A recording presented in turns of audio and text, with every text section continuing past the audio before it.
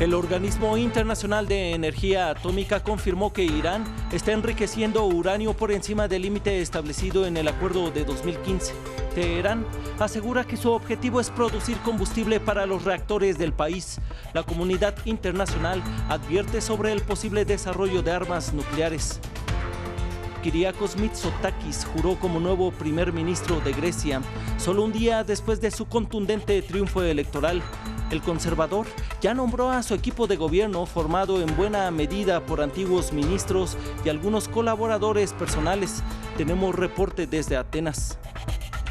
Nuevos diálogos por la crisis de Venezuela. El líder opositor Juan Guaidó y funcionarios del presidente Nicolás Maduro se reunieron en Caracas por separado con el asesor especial enviado por la Unión Europea, mientras que delegados del gobierno venezolano y de la oposición se alistan para nuevas negociaciones en Barbados. Analizamos el tema con un especialista en Caracas. Saludamos con mucho gusto a todos ustedes que nos siguen por la señal de France 24. Mi nombre es Alan Austria. Sean bienvenidos. El gobierno de Irán cumplió su amenaza de enriquecer el uranio por encima del nivel máximo contemplado en el acuerdo de 2015. El portavoz de la agencia nuclear iraní dio pistas sobre lo que podría ser un siguiente paso de incumplimiento, lo que abona el terreno para retirarse progresivamente del pacto. La Unión Europea y un grupo de países le pidieron a Teherán revertir sus planes nucleares. El informe es de Daniela Blandón.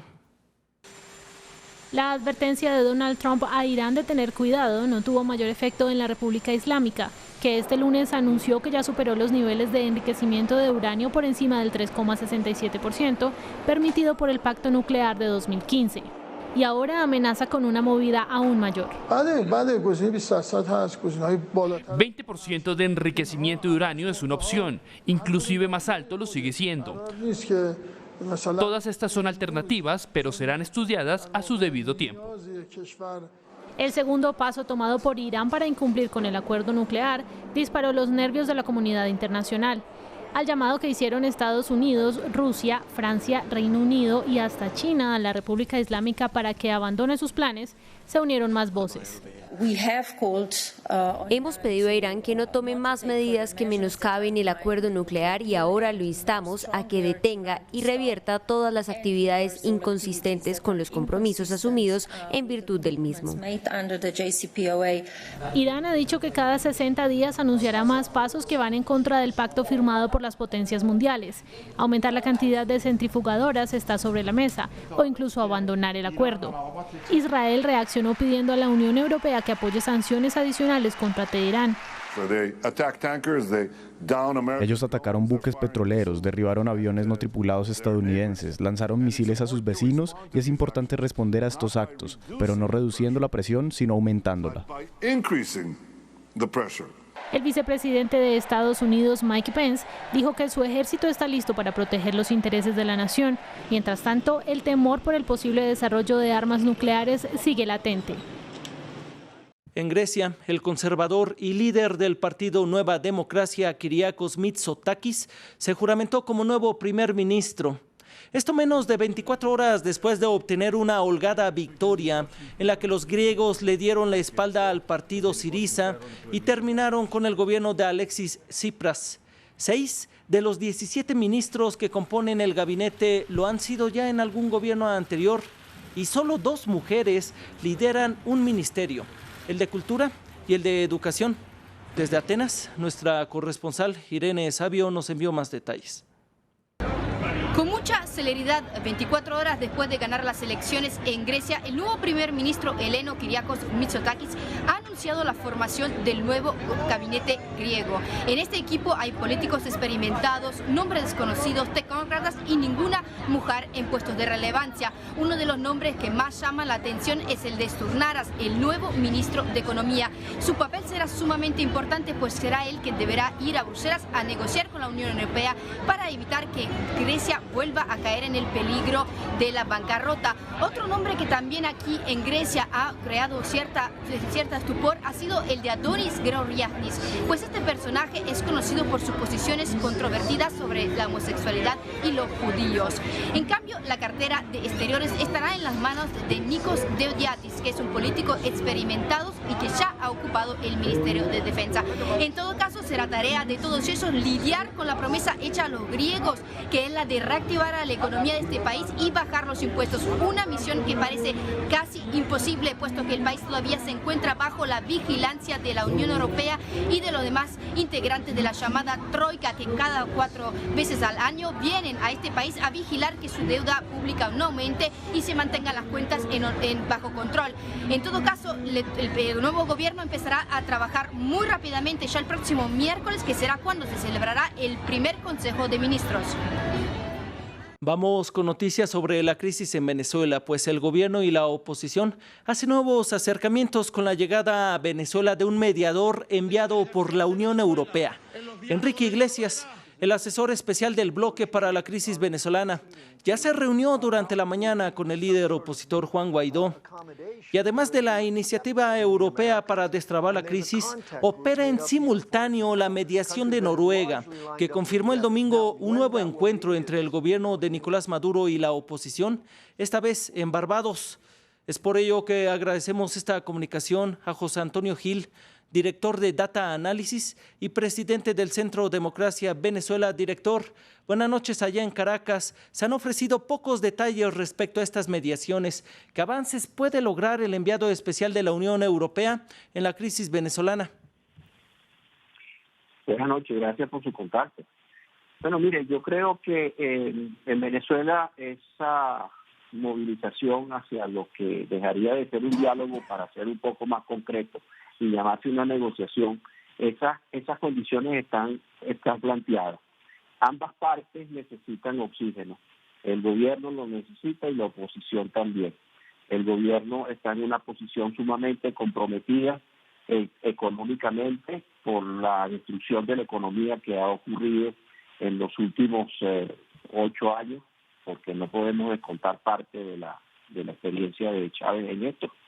Y tiene pocos recursos, a lo cual se suma el deterioro de la empresa privada en Venezuela por las malas políticas gubernamentales y las sanciones, obviamente, más la caída del precio del petróleo.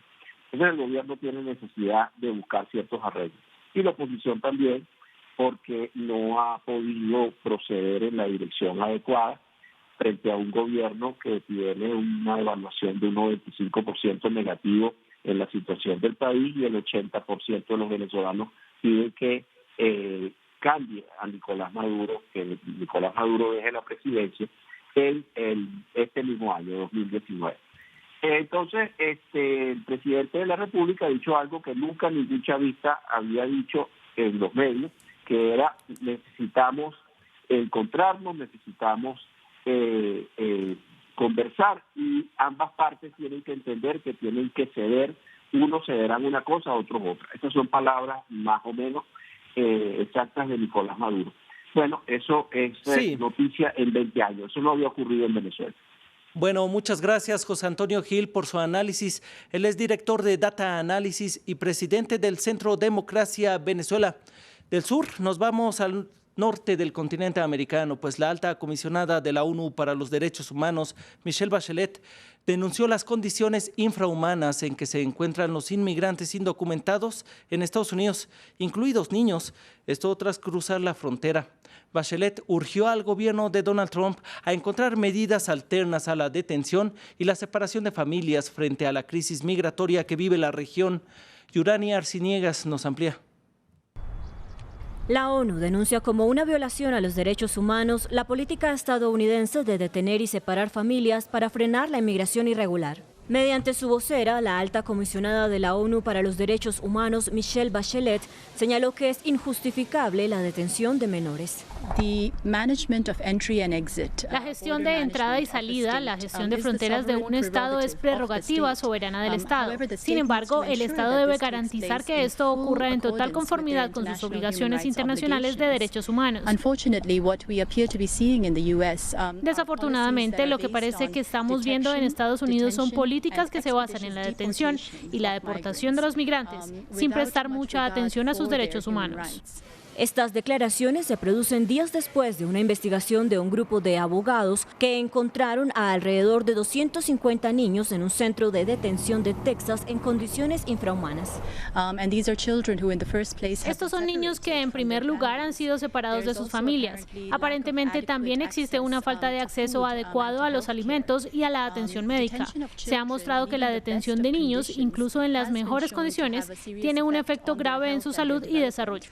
En los últimos días, la Oficina de Aduanas y Protección Fronteriza dijo que está abrumada y necesita más dinero y ayuda del Congreso, que asegura estanca una solución para la crisis migratoria. Estados Unidos aún no responde a la denuncia de este lunes, pero la línea dura contra la inmigración ilegal es y seguirá siendo uno de los pilares de la campaña de Donald Trump para una eventual reelección en el 2020.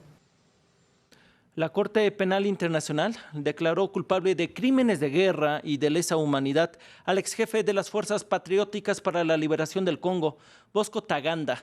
Entre los crímenes cometidos por alias Terminator se encuentran asesinatos, violaciones y reclutamiento de menores de edad. Culpable de violación como crimen de guerra, culpable de esclavitud sexual como crimen de lesa humanidad. Bosco Ntaganda no dio muestra de sus emociones mientras la CPI se pronunciaba. Fue apodado como el Terminator por su rol en la matanza de miles de civiles en la República Democrática del Congo. El ex señor de la guerra fue condenado por violación, esclavitud sexual, ser el cerebro detrás de masacres y obligar a niños a luchar como rebeldes. Fue hallado culpable de 13 cargos por crímenes de guerra y 5 por crímenes de lesa humanidad. Durante el juicio, que duró 3 años, le dijo a los jueces que ese apodo, Terminator, no aplicaba en su caso. Soy un revolucionario, pero no un criminal. Estoy en paz conmigo mismo porque sé que estas acusaciones son mentira. Él es la única persona que se entregó voluntariamente ante la Corte Penal Internacional, tras entrar en la Embajada de Estados Unidos en Kigali, Ruanda, en 2013, pidiendo ser juzgado.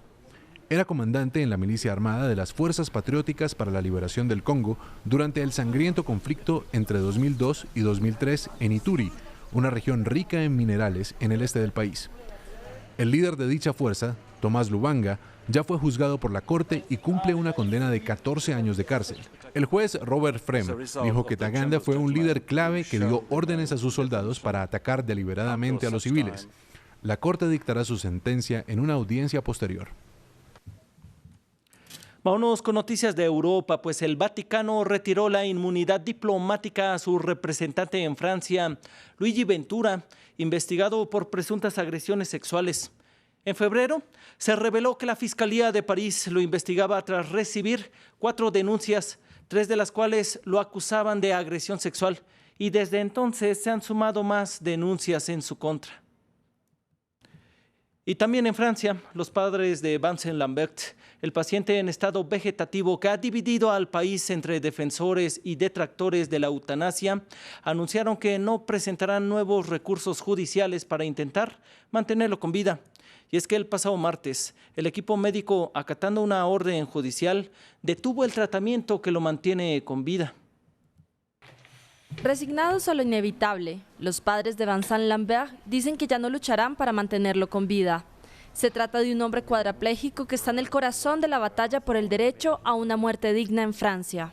La muerte de Vincent es ahora inevitable, esta vez es el final. En los últimos días nuestros abogados han doblado sus esfuerzos para luchar en contra del fallo, pero esto ha sido en vano. El hombre, de 42 años, se encuentra en estado vegetativo con una severa lesión cerebral desde que sufrió un accidente de motocicleta en el 2008. Han sido 11 largos y amargos años de batalla legal entre los católicos padres de Vincent, quienes dicen que él solo está discapacitado y que debería permanecer con vida, y la esposa y los doctores, quienes dicen que debería morir con dignidad. Este polémico caso ha ido incluso a instancias de la Corte Europea para los Derechos Humanos en Estrasburgo y ha dividido a Francia, en donde la eutanasia es ilegal, pero los doctores están autorizados a sedar profundamente hasta la muerte a pacientes con enfermedades terminales. La semana pasada, luego de un fallo de la más alta corte de apelaciones francesa, los doctores empezaron a quitarle a Vincent el soporte vital, removiendo los canales de hidratación y alimentación. Gracias por su compañía. Siga con más noticias en France 24.